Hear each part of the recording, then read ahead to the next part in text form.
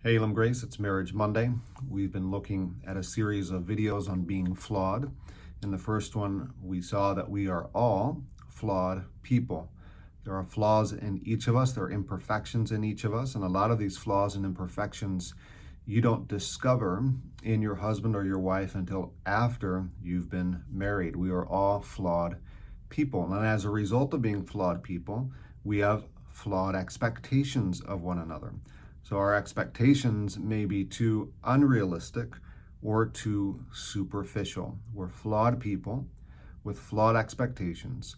But in our marriages, we have to remember, Elam Grace, that there is a flawless grace.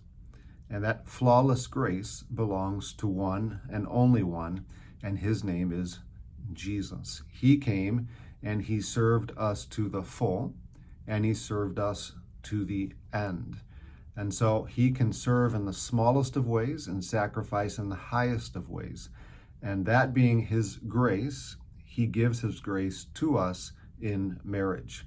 If you attempt to live up to another person's expectations, which are oftentimes flawed, you're going to be crushed. You're going to fail. If they attempt to live up to your expectations, they're also going to be crushed and they are going to fail. But if we live up to the expectations of Jesus, there is a flawless grace, a grace that can cover your flaws, that can fill your flaws, that can change your imperfections into his perfections.